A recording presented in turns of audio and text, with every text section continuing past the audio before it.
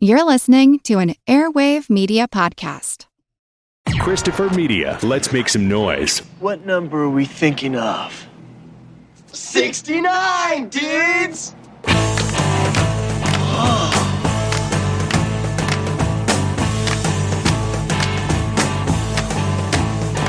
it's 1969, okay. Walk across the USA. It's another year for me and you. Another year with nothing to do. It's another year for me and you. Another year with nothing to do.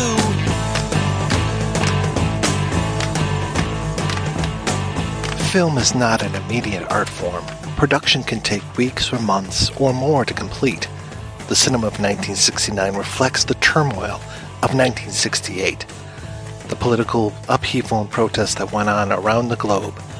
From the Tet Offensive in January of 1968, the general strikes of France in May 68, the riots that ravaged America from Washington, D.C. to Chicago to Kansas City throughout the spring and into summer, political crises in Poland, Pakistan, West Germany, Scandinavia, Czechoslovakia, Spain, Italy, France, Brazil, and the UK and Yugoslavia.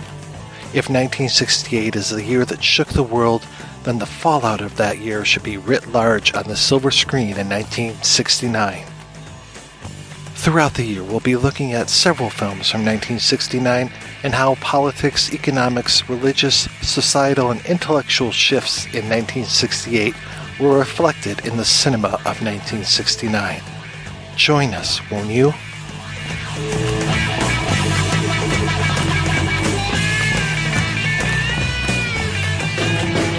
Et en venant ici, une voiture a essayé de m'écraser. Ils ont appris que j'avais des révélations importantes à vous faire. Et tu t'es cogné contre le trottoir. J'ai la preuve de l'assassinat du député. De l'accident.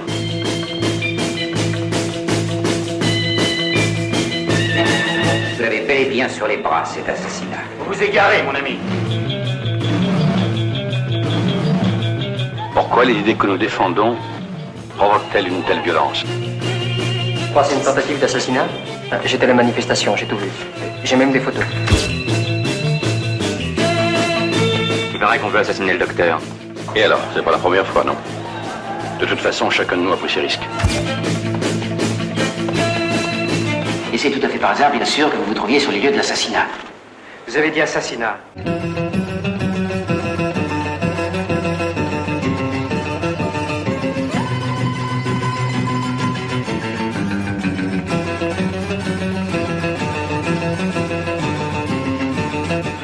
Ils le savent déjà. Bien sûr, madame.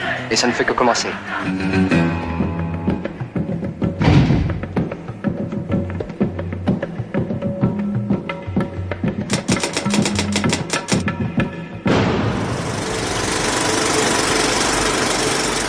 Welcome to the projection booth. I'm your host, Mike White. Joining me once again is Mr. Eric Cohen. Hey! Also back in the booth is Mr. Keith Gordon. Hello, everyone.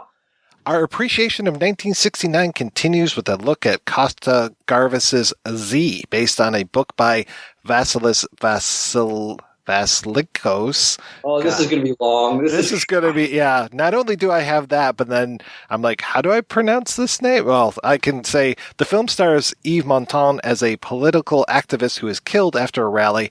The film also stars Jean-Louis Trintignant as the investigator of the incident, who manages to uncover a vast conspiracy.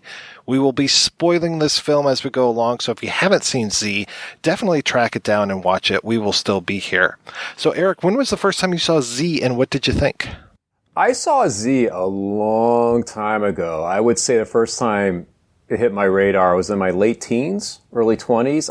I got on this, kind of political thriller kick. I was, really into Salvador, the Oliver Stone movie. I hadn't seen Missing yet. Missing had come out around that time. And so I started checking out all these political thrillers, like All the President's Men and stuff like that. And then, I read about Z. And I remember checking it out, remember really, really liking it, and would revisit it. When I watched it recently, it was about the third time I saw it. So the first time I saw it, I remember it made an impression on me, but mostly it kind of fell into this thing I was into at the time, these sort of political theaters with this like historical backdrop. And at the time, I remember kind of lunking it in with like these other kind of similar kind of political historical thrillers like Salvador, to a certain extent, Cuba by Richard Lester, that had a bit of a satirical bent to it. Keith, how about you? I think I was about 12 or 13. I was too young when the film first came out in '69. I would have been 8 years old. But my parents were, very big on exposing me to all sorts of different kinds of art when I was a kid. And I think I was around 11 or 12. And it must have been re-released in New York where I was growing up, because I know I saw it in a theater, and I know I was old enough to kind of get it. And it was really one of the first films. It was when I was falling in love with cinema. And I think around the same time, my dad took me to Z and Paths of Glory. And those are my two first exposures to political cinema and how powerful films could be in getting you to, think about the world politically and power and corruption. And I just remember my head getting really spun around by it. And then being very interested in that as a genre. And much like what Eric was saying, kind of, for me, that it came out of that I then got really excited by films like Parallax View and, all those, the kind of more paranoid political thrillers that were made in America. But this predated all those and really excited me about, like, oh my God, you can like get people to rethink about what they think about the world if you do it right. So that was very exciting and very powerful to me. And it was so challenging and so upsetting. And yet, at the same time, it was just a wildly entertaining movie. I mean, you could be 12 years old and still get caught up in it, and it worked as a thriller so well, and still made you think about all this other stuff. The term political thriller, both of you guys mentioned it, and that's how I described this movie to my wife before I actually watched it. I was like, oh, we're going to watch Z, this political thriller. It doesn't feel like a thriller sometimes because we kind of know more of the twists and turns than our protagonists do because of the way that Gavras is showing us things. But yeah, we'll have to talk about that. So this was a first time viewing for me. This is one where I was looking at our list of movies that we already had in place. And then I said, we've got all these movies from 1969. So let me see what else is out there. And when I saw Z on the list, I said, I've never seen this movie. I've always wanted to see it. It forced me to sit down and watch it. And my God, I was just riveted by the film from the very beginning. I mean, that opening montage of all of those different medals and that incredible musical score just grabbed me and pulled me in. And I was with this movie through the entire rest of the runtime. And I was almost breathless afterwards and then wanted to pretty much, in the old days, I would say rewind it and watch it again. I wanted to just like hit play again and see the whole thing again because it was so fast and fascinating.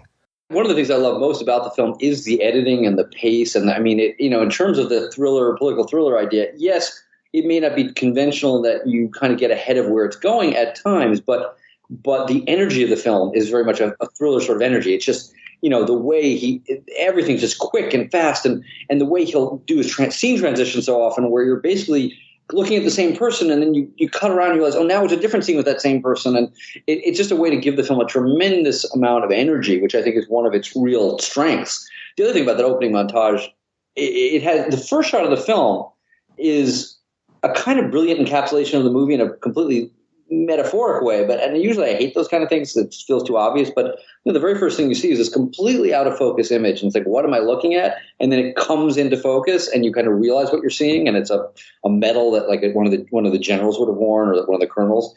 And I just thought, what a great sort of metaphor for the whole movie. That like, okay, things are out of focus. What am I seeing? And then the truth kind of comes in. And usually, again, that would make me roll my eyes, and yet somehow in the way he does it, it's like, no, that's great. I don't know why it never occurred to me the first or second time I saw it, but seeing it, revisiting it recently, I realized for the first time what a funny movie it is. There was moments in there they're darkly humorous, but there's some great like visual gags that's just kind of like really, really take it to another level. Like the scene where they're watching all the protesters outside the hotel, and the police grab like a couple of the protesters, and what do? They start cutting his hair. I thought that was hilarious. Also, that whole bit where they're going through all the higher ups in the police department, and how each one leads through a certain room and they keep going to the wrong door. And then you see like an increase of press presence every time they go down the same hallway.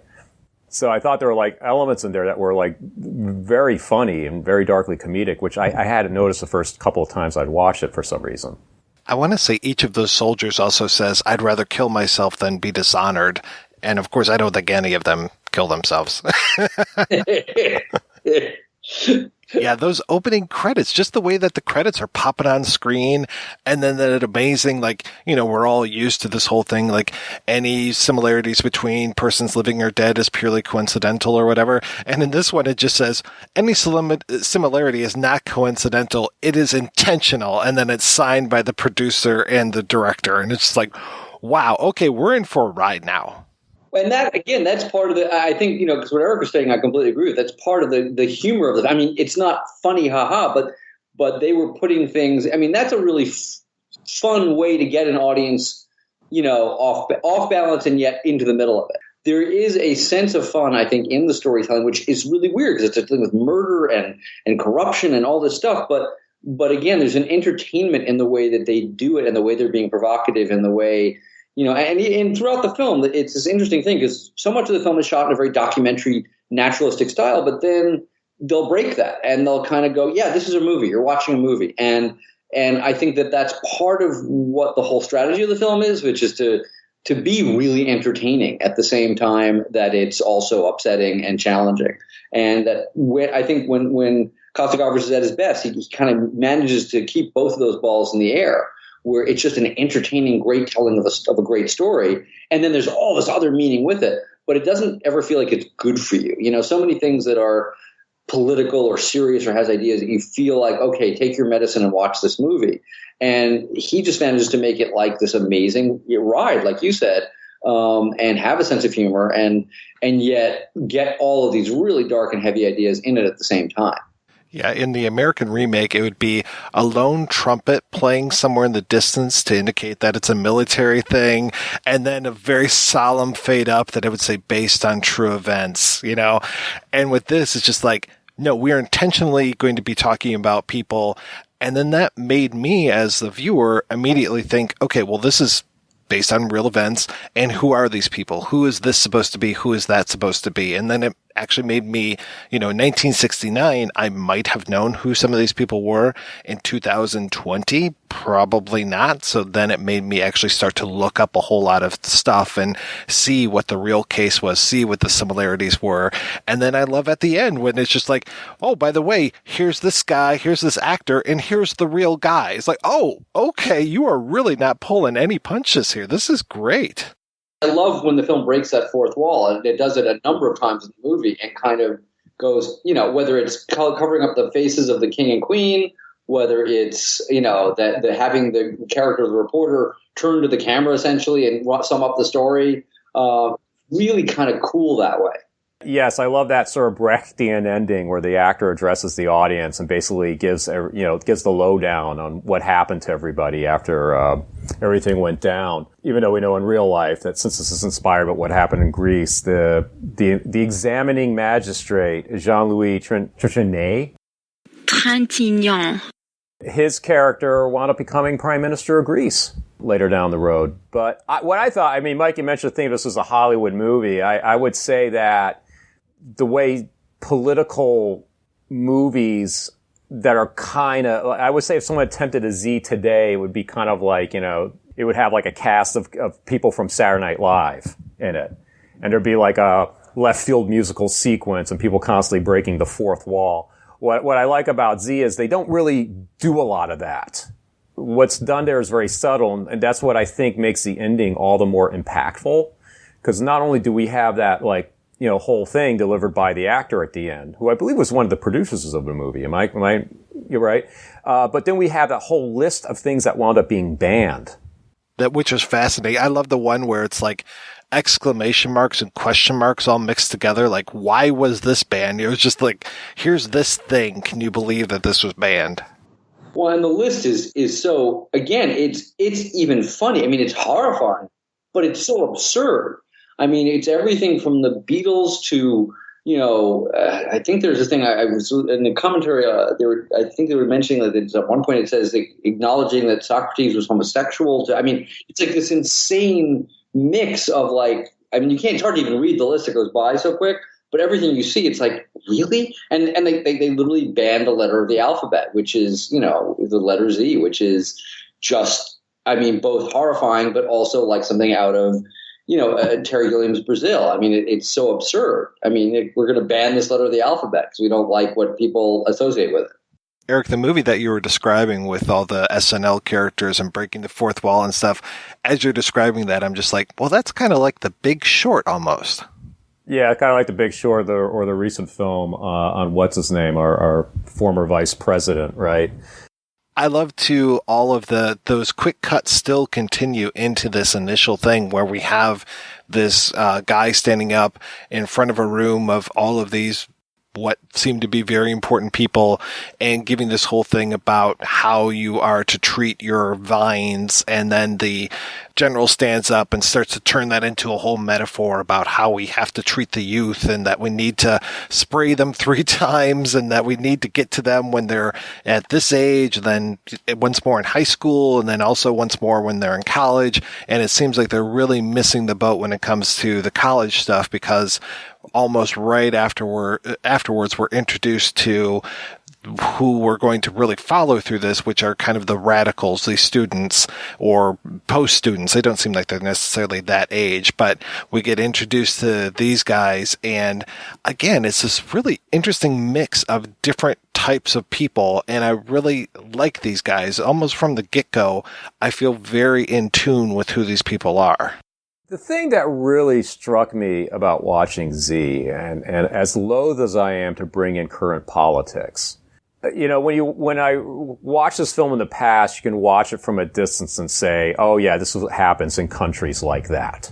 Watching it now, I'm thinking, God, we're seeing like the same mock outrage, fake patriotism, that we see going on with our current politicians with regard to certain situations going on in our government. You see the strange bedfellows between the ruling political elite and certain far-right, aka alt-right groups, stuff like that. And there's a lot of stuff that was going on in there. It's like, oh my God, this is so prescient.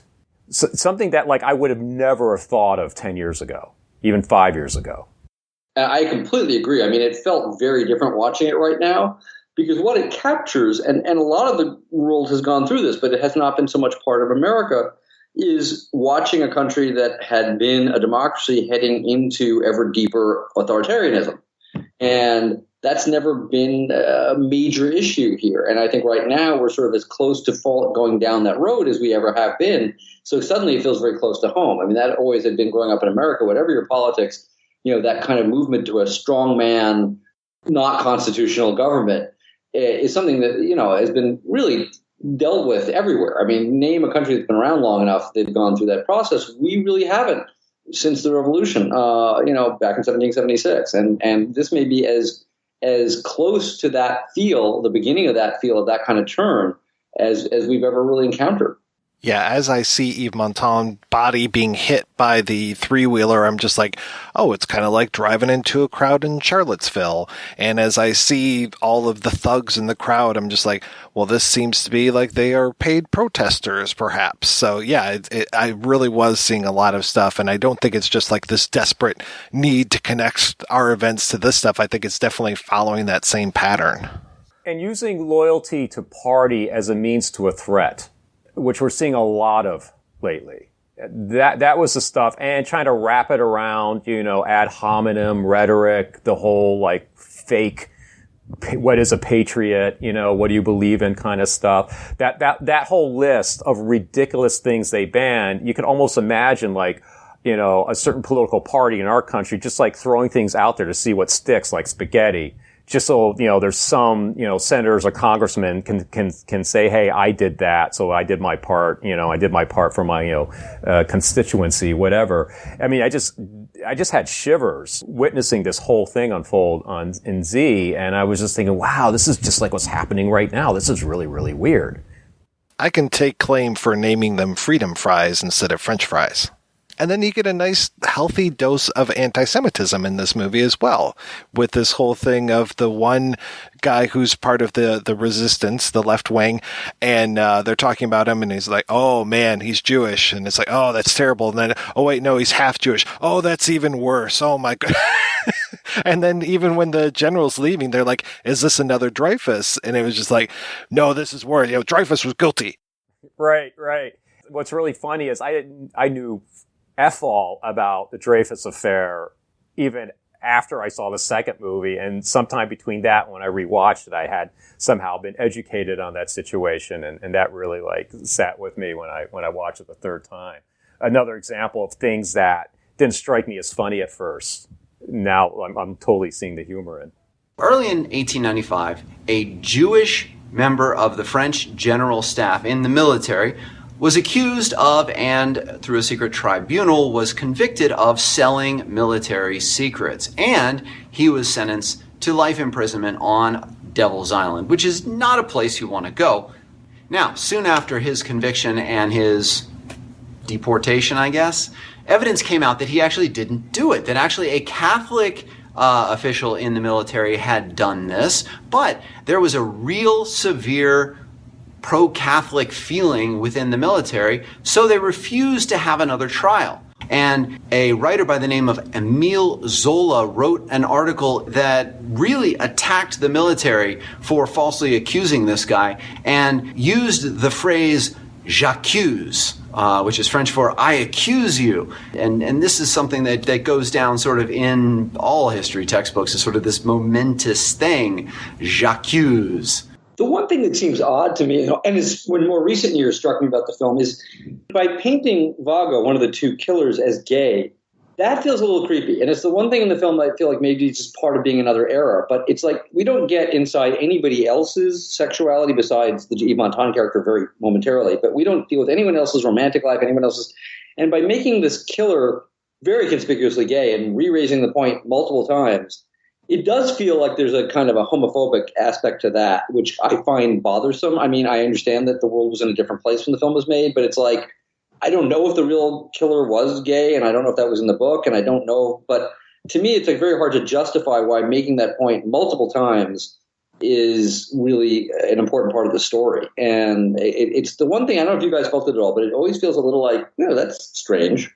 Yeah, the first time when we see him looking up at the guy standing on his balcony, and that's Vago, and then Iago, his buddy, is just like, you only have one thing on your mind. You need to start paying attention. And I was just like, oh, okay, I see what's going on here.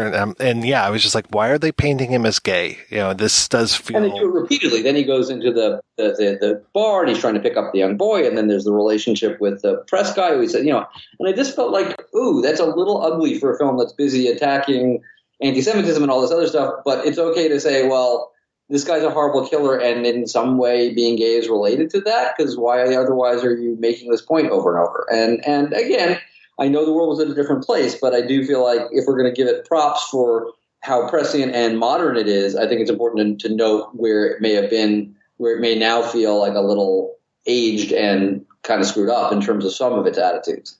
Yeah, it was a little cringy.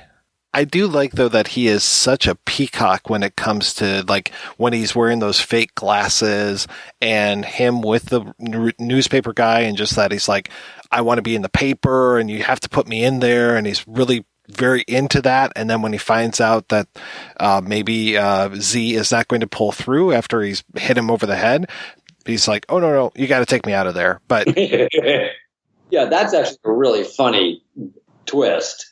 Well, and then I like, too, that the whole idea of the newspaper, and because there's basically two types of newspapers in here. We've got that newspaper going on, then we've got the other newspaper reporter who, the first time I see him, actually the first few times I see him, I'm like, oh, this is such a gadfly. This guy is he's such a pain in the ass, and the way he's always sneaking pictures and just in so many people's faces. And I was just like, I can't really stand this guy. And then the way he turns around, I was like, oh, that's nice. But what I was going to say was the whole idea of the newspaper, and that, Vago gets his picture in the newspaper, and then that prompts the other guy to come forward because he wants his picture in the newspaper, which really helps start to unlock the whole case.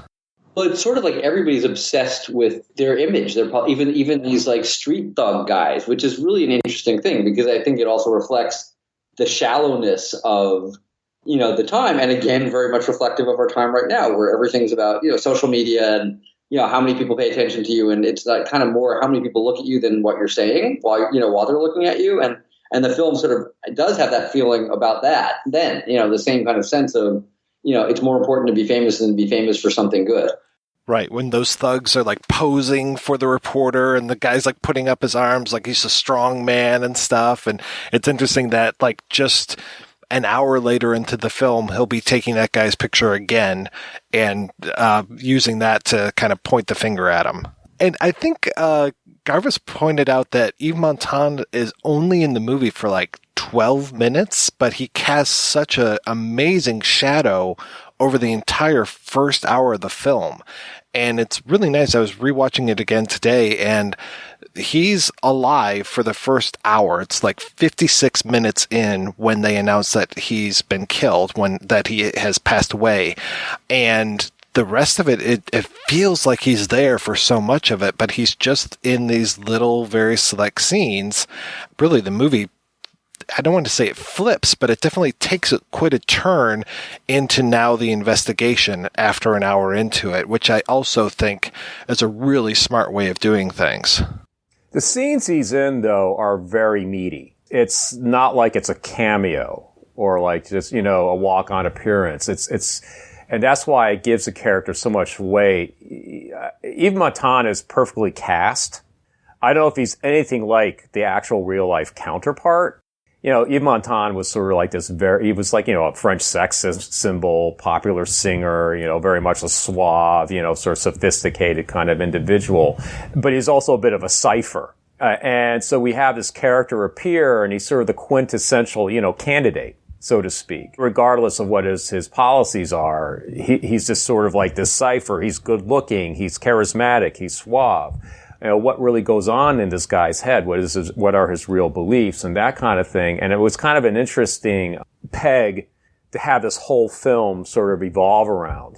Casting Montand was sort of a genius stroke, and I think if you hadn't had somebody with that level of charisma, the whole film wouldn't have worked as well, because he is somebody that takes over the space, when he's on screen, your eyes go to him. I mean, he's sort of the equivalent. I mean, Paul Newman had that here if you were doing, the American version, where, there's just something about him where it's not even about being a great actor. It's about being this kind of sexy presence, and great politicians often have that. And if you cast just a good actor who didn't have that, I feel like the whole film would have felt unbalanced in a different way. Yeah, when he arrives, it feels like, okay, the situation is under control, because our characters that we are familiar with, our leftist characters, have been given the runaround, going from place to place, trying to find a hall where they can have this political meeting because their original hall immediately cancels on them.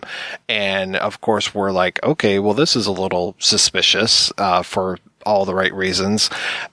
Once Montand shows up, he pretty much is just like, okay, don't worry, we'll figure something out, we'll get this done. And he just is such a calming presence to this. Though I like that he's not a saint. And we've got that great moment when, I think it's only just a few minutes after we meet him, when he looks in the shop and sees the woman adjusting the wig, and it becomes this terrific, strange flashback of him with another woman and his wife there. And I like that that's how we're introduced to his wife, and that we get all of that completely wordlessly. We don't know for sure what's going on, but Gavras presents it to us in such an easy to digest way. There's an aloofness to his character where you're not sure if he's just incredibly courageous or he's incredibly naive.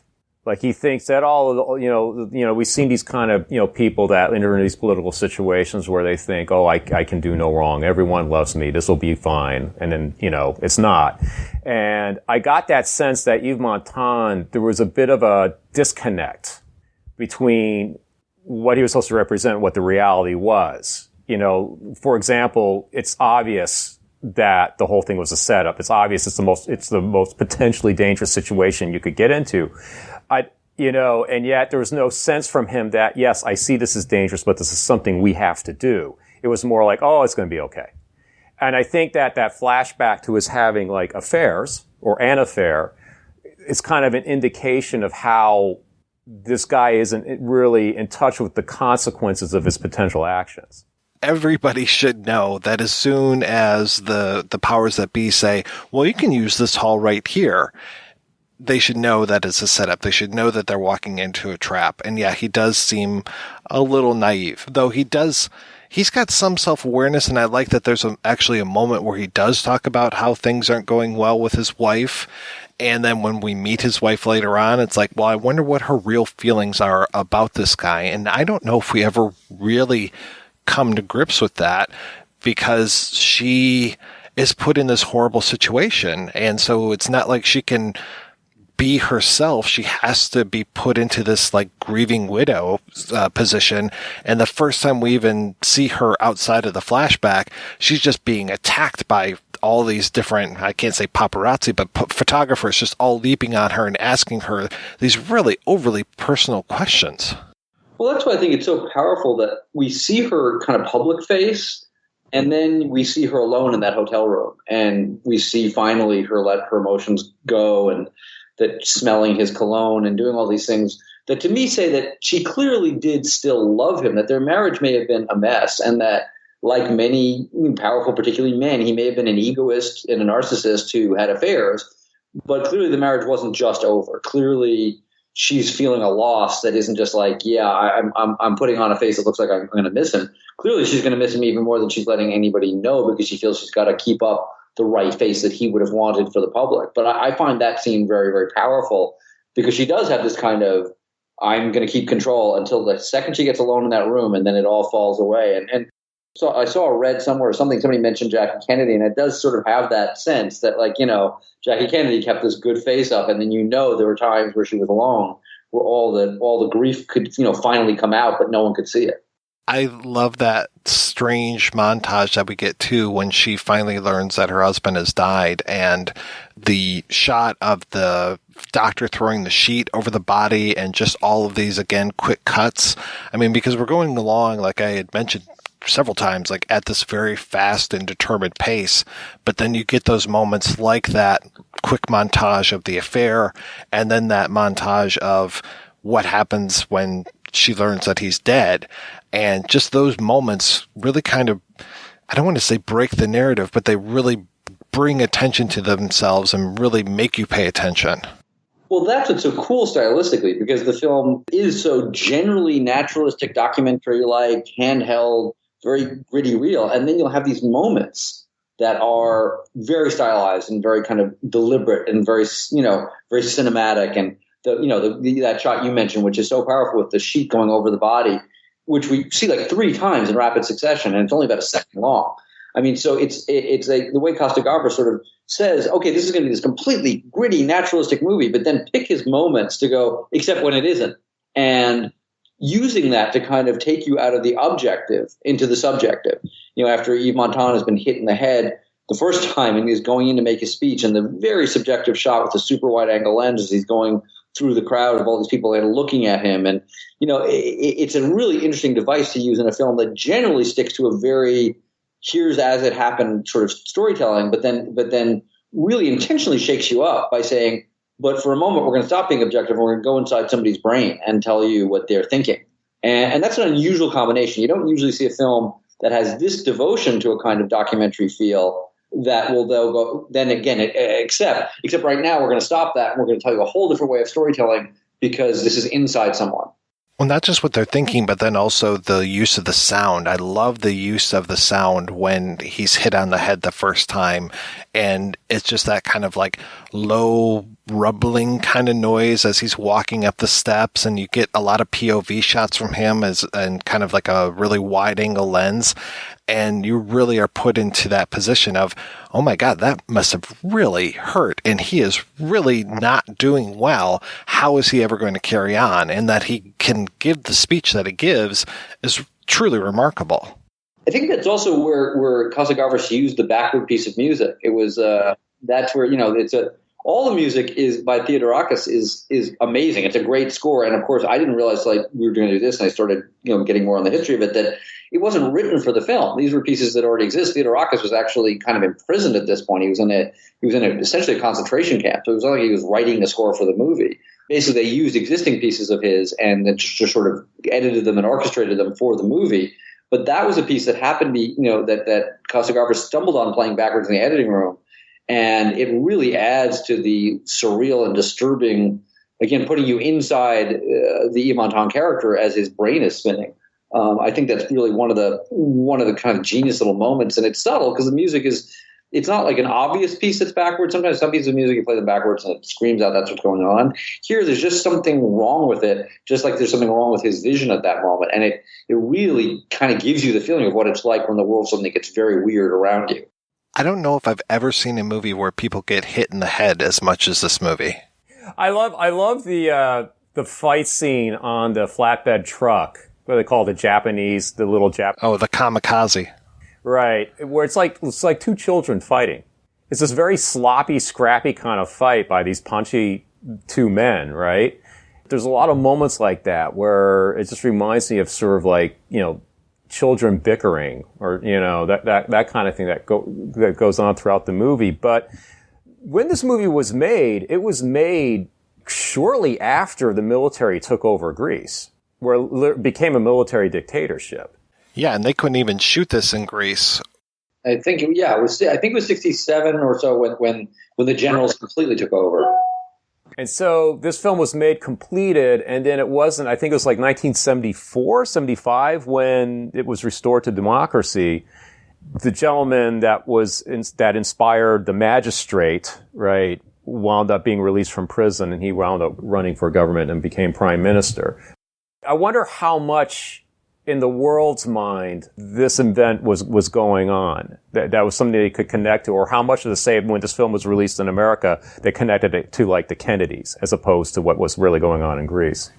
Right. I am curious about that because I don't know how aware people were of world news. It was a more disconnected world, but then at the same time, it feels to me, and I could be completely wrong, that people actually paid more attention and that there was less noise at the time. So maybe you did hear about things that were happening in Greece, things that were happening in France and, all the other parts of the world. I mean, it's interesting to me that this was shot in Algiers and 3 years before Battle of Algiers came out, which was really talking about like how horrible the situation was there, or at least, in years previous, that they couldn't make this in Greece. They couldn't make it in France. They had to make it in Algiers. And then I like that they don't really talk ever about what country it is. And they sometimes obfuscate which country they're actually in.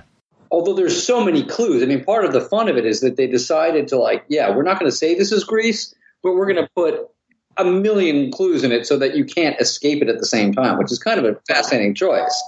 It's like he does it, but that's part of, I think, covering up, that one shot where the faces of the king and queen are blocked out.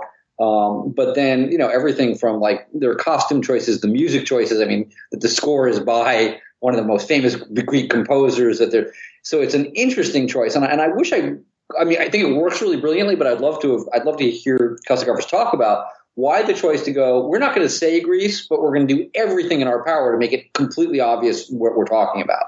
It allows you to bring a cast of people to make it come across a little more universal and not so country specific.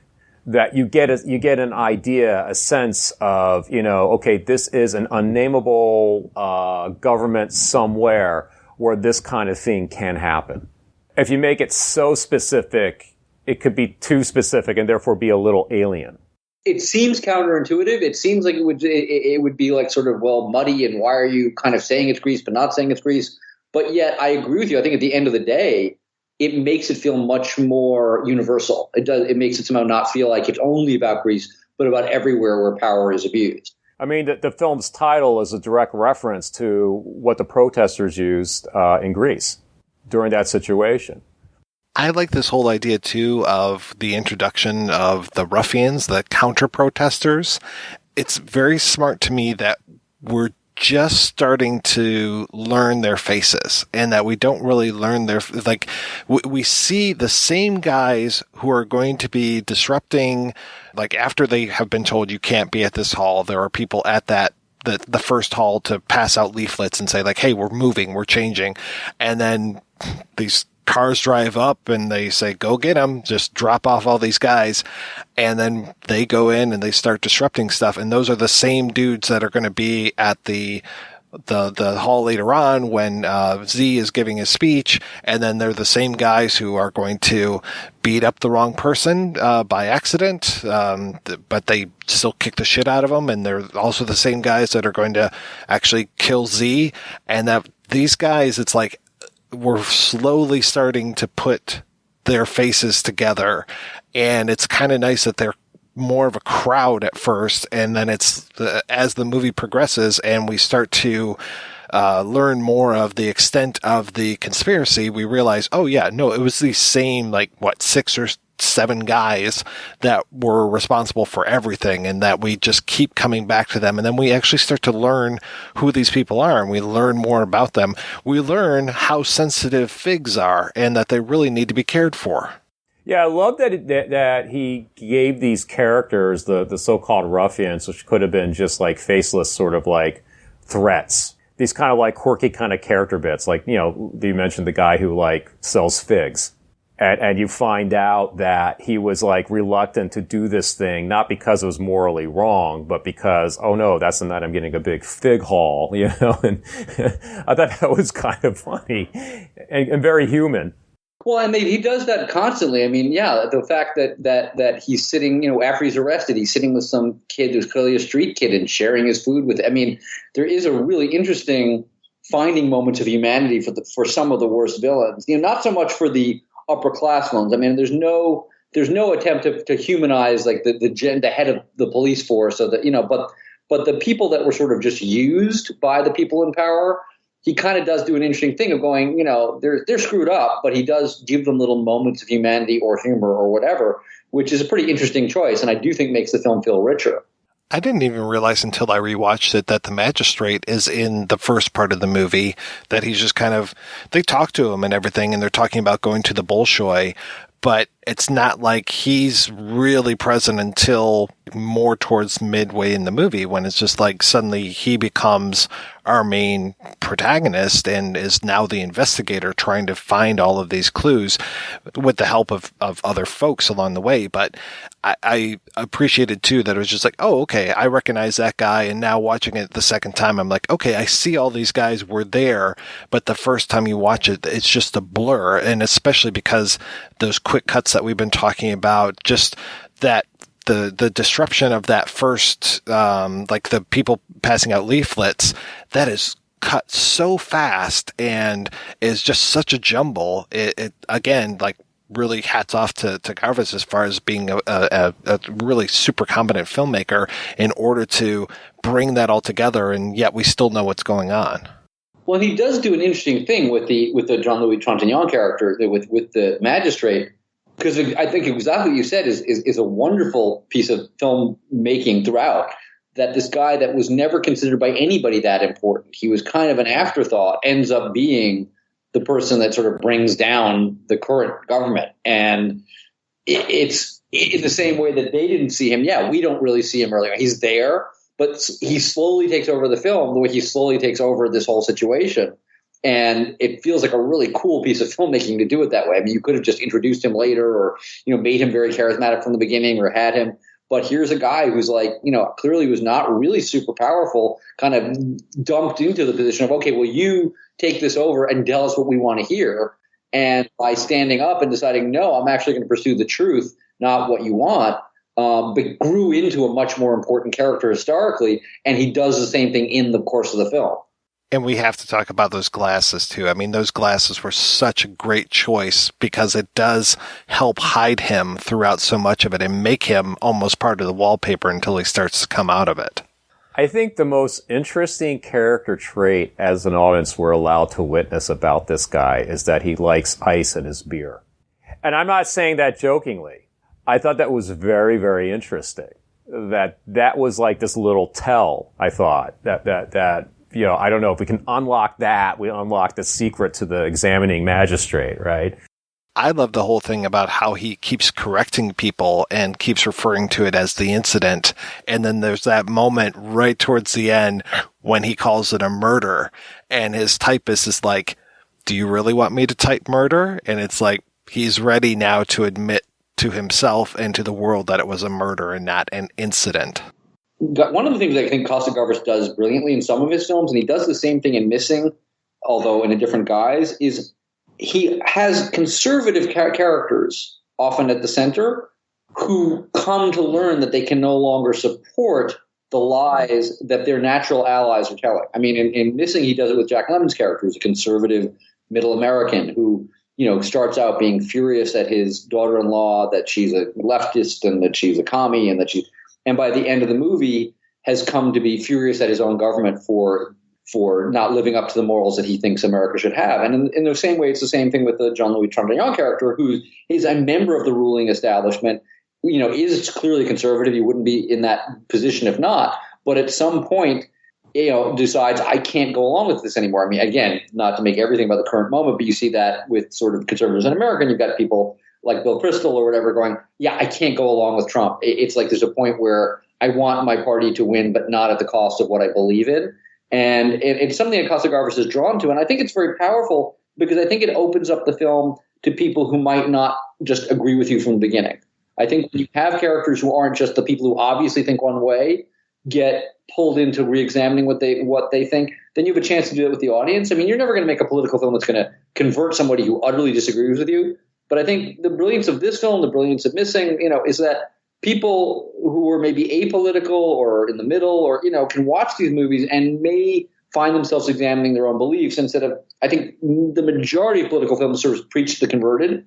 And that's valuable, whatever side of the political spectrum you're on. There's something about rallying up the base and, getting people that has a value. But there's a real value in also getting people to move outside their comfort zone. And I think by making those choices of having characters who aren't always the obvious outsider radical at the core of his movies, it helps open it up to people who aren't just already in your corner.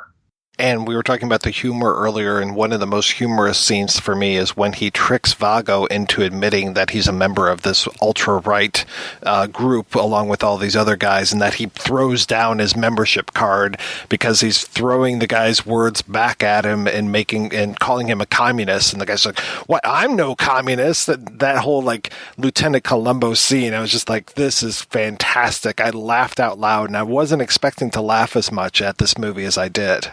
It's also kind of a precursor a little bit of when he's interrogating the general, and the general turns to his colleague, turns to the lawyer and says, "Is he a communist? I think he's a communist. He's not a communist."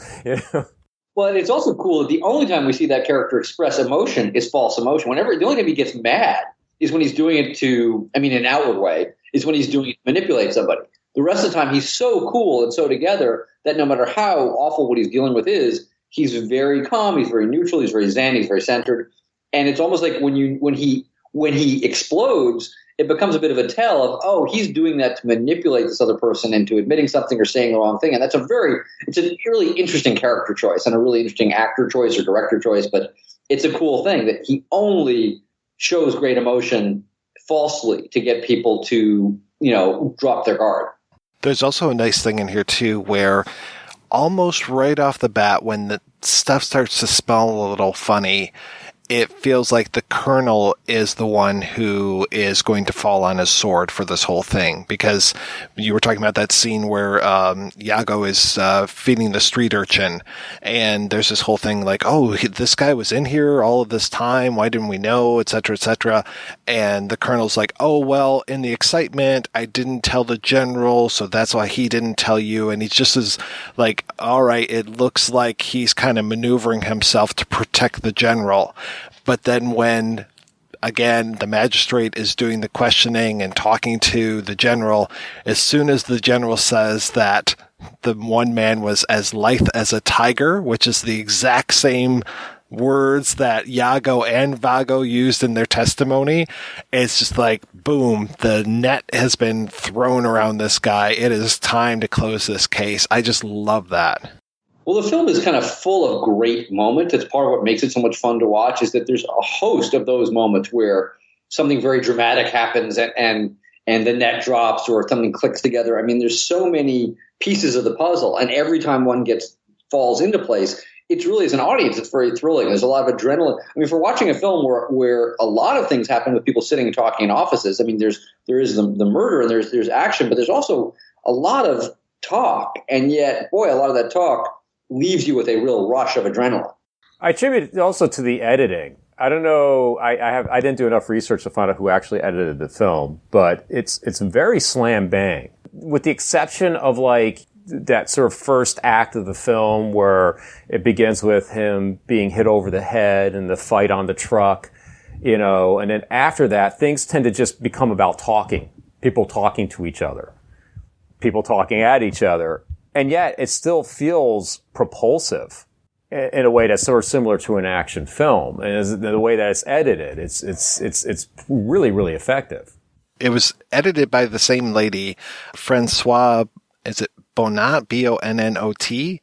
And she was working just all the way up till 2011. And she worked a lot actually with Julie Taymor. She did Across the Universe and Titus, and I can't remember, did Taymor do Frida as well? But she did a ton of stuff. And yeah, she continued to work with Costa-Gavras on things like Missing. And yeah, she was, and even worked with Polanski on The Tenant. Yeah.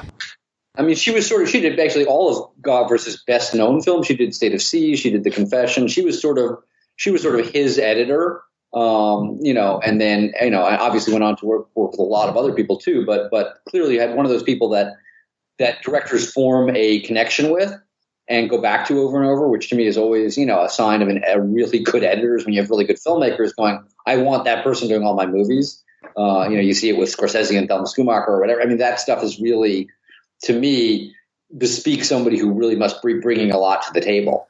She did another movie that came out that same year, 1969, which I think really falls into kind of the same idea, this political thriller, which is Army of Shadows, the Melville film, and this whole idea of, the chickens coming home to roost after the resistance government and all that. I mean, that's another fantastic movie from the same year, which also kind of bespeaks to all the political turmoil of 1968, being able to dredge up the films that we got in 1969.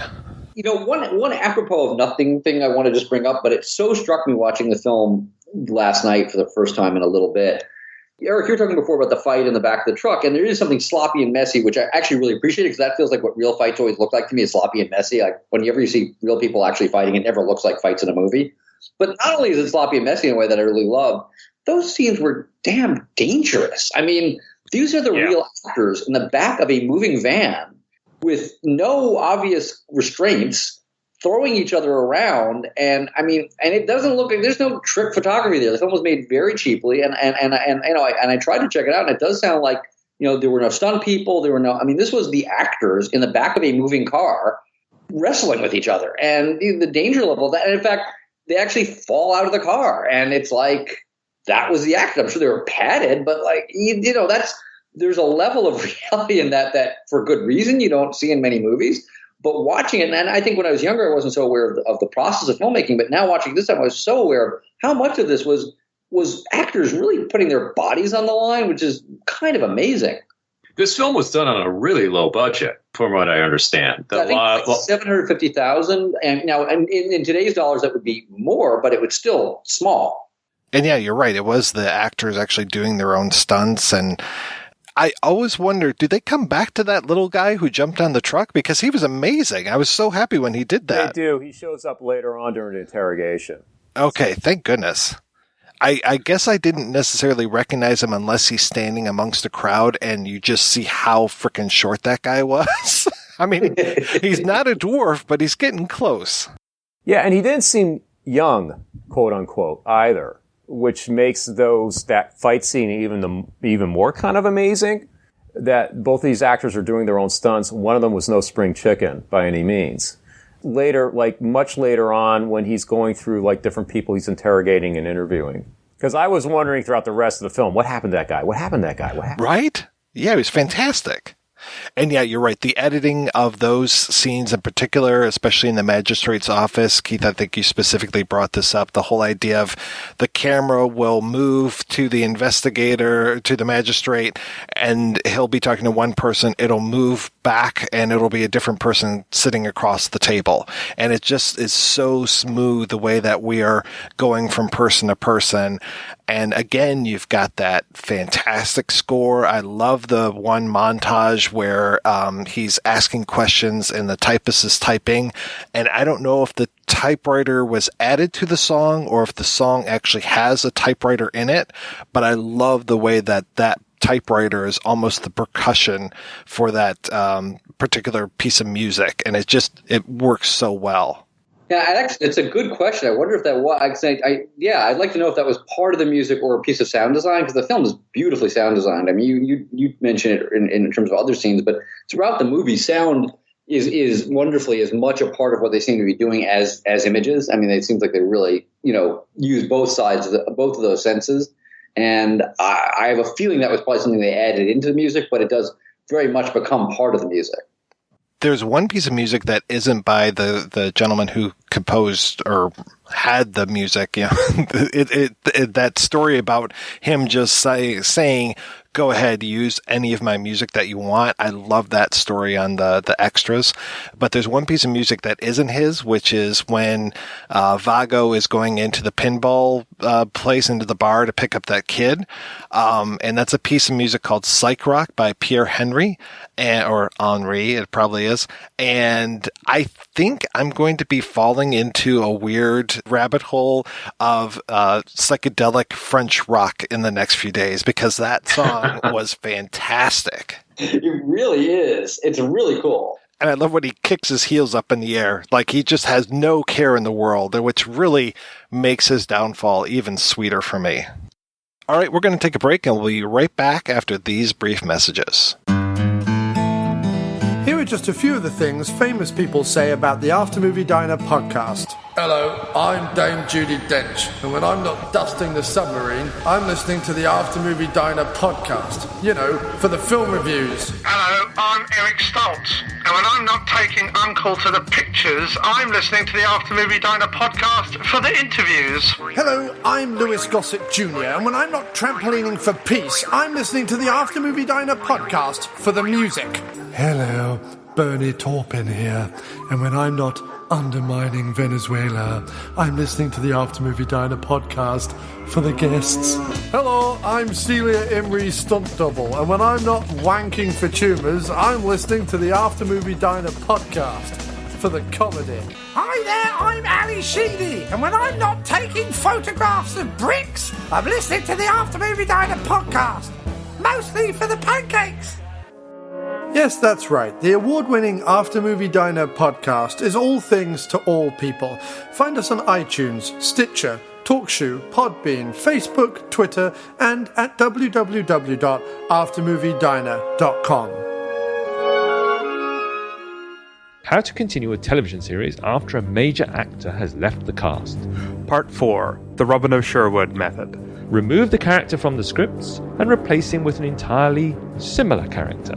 Create a highly elaborate scenario that puts the new character into the same situation as the original. The transition is completed when the replacement character adopts the same name as his predecessor. For more about British science fiction television, listen to the British Invaders podcast at www.britishinvaders.com. I'm Dave Hunt, and I'm one of the co-hosts for Super True Stories, a podcast where two guys suffer through and report back on some of the worst documentaries you can stream for free. And I'm Axel Cohagen, the other co-host. Film is a beautiful lie that teaches us about who we are on the inside. Dave and I look at the documentaries that are the ugliest of truths, teaching you about mixed martial arts and fishing, poorly faked ghost stories, and everything you wanted to know about poor production values and stock footage. Check us out on iTunes, Google Play, or at supertruestories.com.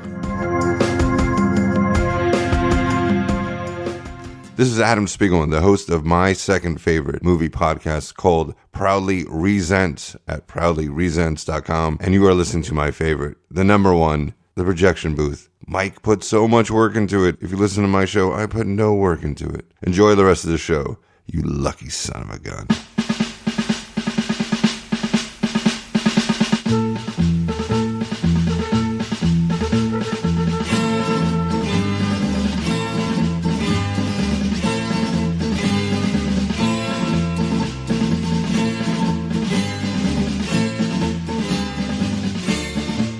All right, we're back, and we're talking about Z.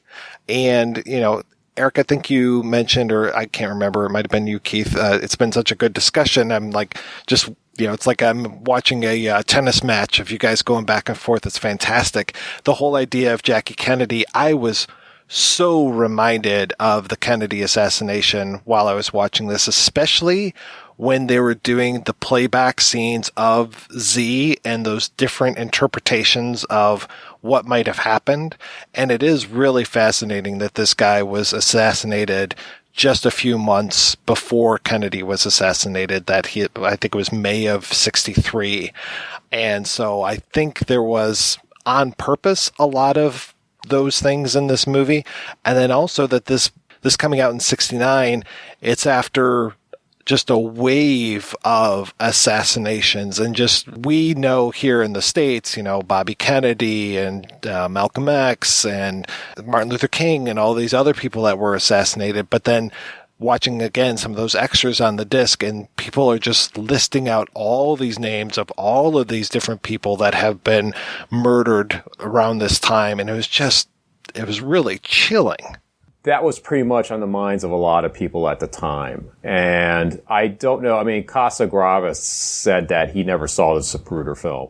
And therefore, there's no way this could have inspired how he handled this particular assassination sequence, either, through direction or editing. But, I'm sure a whole succession of assassinations that were happening at that time had to have been on his mind when he made this film. And I think it was why it was so powerful at its time, because it was terrifying. We were talking before about America being in a funny place right now, but there was, the one thing we, thank God, haven't seen, however strange politics are right now in America, we haven't seen the successive killing of all sorts of people. There was beginning to be, I do remember that feeling that, oh my God, if you rise up and criticize the government, even in America, you're going to get killed if you become a powerful force for change. And that was a terrifying thing. That had not been part of American history the same way. You had Abraham Lincoln assassinated, but it suddenly became like, oh no, this is like becoming part of our normal thing now, that if you are a Malcolm X, a Martin Luther King, a Bobby Kennedy, you're going to die. And that was, I think, very much on people's mind when the film came out, because it was terrifying. It was like, is this going to be the future of America? Are we going to become another banana republic where, if you stand up, you'll be shot down? And whatever else is going on in American politics, at least we seem to have, knock on wood, moved away from that. But at the time, I do remember that sense and why that movie spoke so powerfully to that sense in people. Yeah, the Jeffrey Epstein thing is a whole different thing. Yes.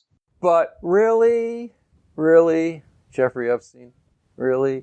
Anyway, I was going to say, I want to get back to Françoise Bonnat. I was like, while you guys were chatting, I just want to do some quick research because I found myself really interested in that part of it. She won Best Editor, the Academy Awards for Z.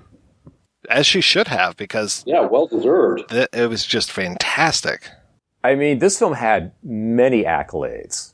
It had 5 Academy Award nominations. It won Best Foreign Language Film. It won Best Editing. BAFTA Awards. There was 5 nominations. 2 of them they won, or 1 of them they won.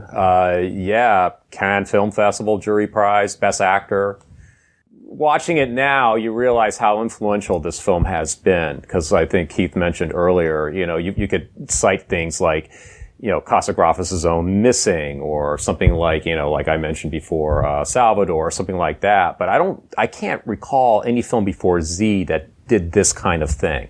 Yeah, nothing comes to mind. It seemed pretty trend-setting and groundbreaking as opposed to trend-following. I rag on a lot of award shows a lot of times just because so often it feels like there are so much politics and all this involved in the awards.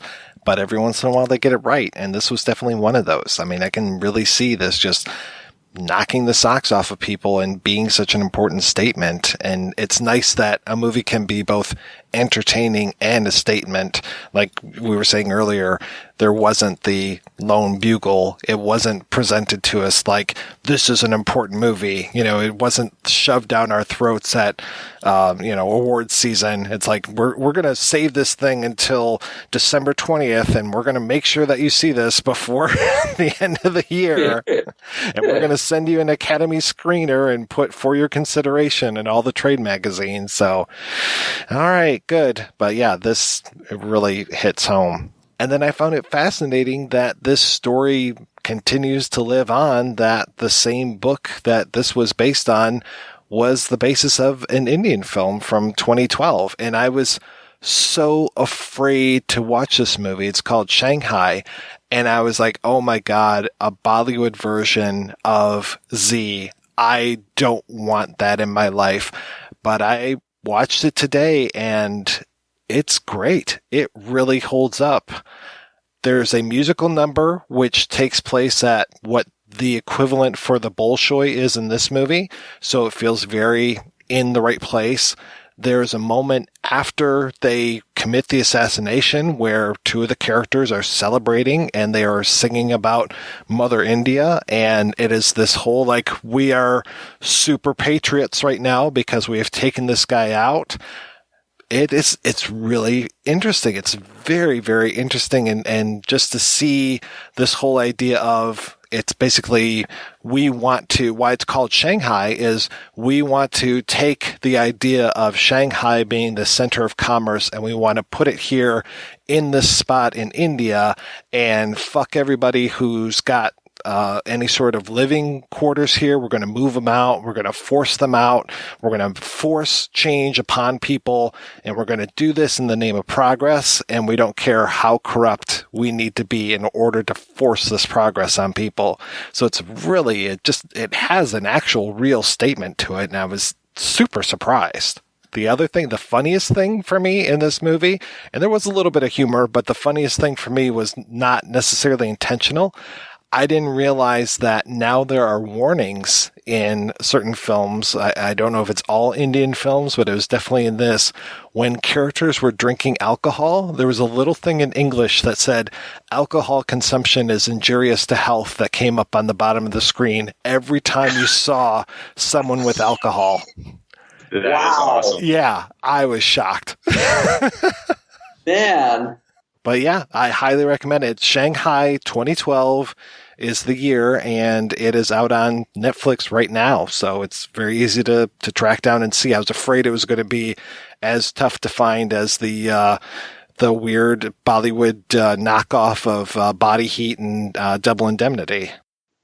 Oh, man. You got me curious, so... All right, let's go ahead and take another break and play a preview for next week's show. Io ho ucciso mio padre, mangiato carne umana e tremo di gioia. Ho ucciso mio padre, mangiato carne umana, sto tremando di gioia.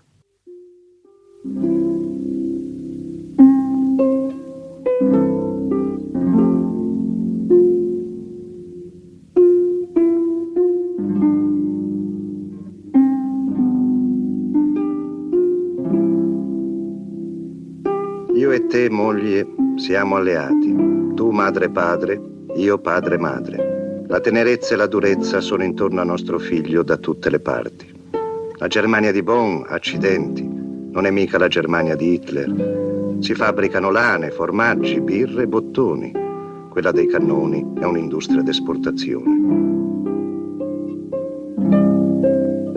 Alla salute degli ebrei, dunque, signor Klotz. Alla salute dei maiali, signor Herr Hitze. Infatti, c'è un momento in cui la mia abiezione di maiale, col ventre capace di contenere un'intera classe sociale, attraverso il rimpianto del passato si purifica. Ed è lì che io ho torto. Invece, c'è un momento in cui la sua abiezione di maiale, attraverso l'idea del futuro, si fa ancora più cinica. Ed è lì che lei ha ragione. E allora Giulia cosa aspetta a ingrassare come un maiale? Oppure cosa aspetta a dare del maiale a me?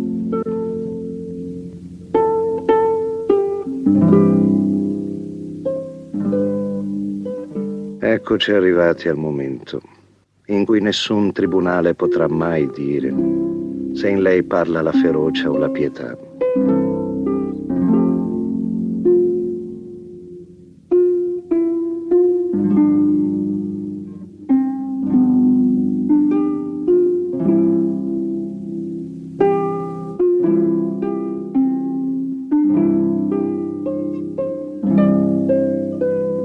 Interrogata ben bene la nostra coscienza, abbiamo stabilito di divorarti a causa della tua disobbedienza.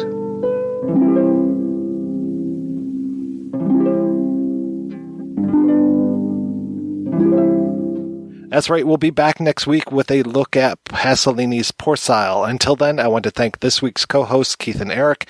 Eric, what is keeping you busy these days, sir? Everything. I'm like flush with work, so I haven't been doing too much of my passion projects. Although my first job as a feature film editor, that film's been doing the festival circuit and been picking up some awards. So I want to give a shout out to my fellow cinephile co-host Andre Joseph. He's the director and producer of that film. It's called Vendetta Games, and I'm very proud of him. Very proud to be part of that film. So that was my last big creative thing, and around February, I'll be shooting and editing a action movie short. My first time doing that. So I'm very excited about the guy who's directing it, conceiving it. He's a fight choreographer. So it's his chance to create sort of his sizzle reel, so to speak. But that should be pretty interesting. And Keith, what's going on in your world? I'm going to be heading off to Chicago in February, which will be very cold. And I'm doing the last 2 episodes of season 4 of Fargo, which is, a show I keep going back to because I really love it as a viewer and it's really fun to work on. So I'm happy to be going back to that. And I just finished working on a new series, like a limited series that AMC is doing called Dispatches from Elsewhere, which I think premieres in February. And I did one of the episodes of it. It's actually, I really like it. And I kind of think it may be one of those things that'll fly under the radar. So I like to mention it and like people aware of it. It's the actor Jason Segel, who's one of the nicest human beings in the world, created it. He wrote the pilot and directed the pilot episode and is in this show. And Sally Field's in it and Richard E. Grant. And it's very odd and very funny and very sweet and very strange. And it's one of those things that I could see people not being aware of. So I hope people will stumble into it because it's just really cool and pretty unique. I actually started to see articles about it. I was super excited because I was like, oh, this is the thing that Keith was talking about. Well, I'm glad that they're getting the word out a little bit because it's just, it's very surreal and weird, but many surreal and weird things done for TV are very dark, and this has actually got a very sweet heart. It's almost like a fable for grown-ups, and I just think Jason did a great job. And I didn't know him before this, but I consider the guy a friend for life now, so I really wanted to do well for him. Oh, that's fantastic. Well, thank you so much, guys, for being on the show. Thanks to everybody for listening. Please head on over to the website, projectionboothpodcast.com, where you can find out more about today's episode. You'll also find a link over to Patreon, where you can make a donation to the show. Every donation we get helps the Projection Booth take over the world.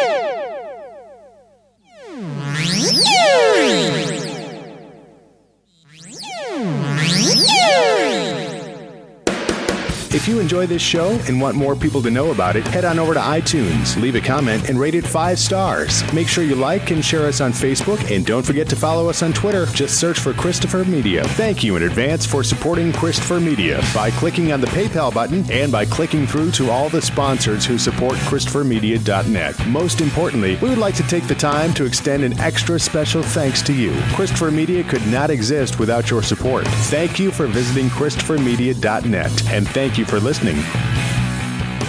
Christopher Media. Let's make some noise.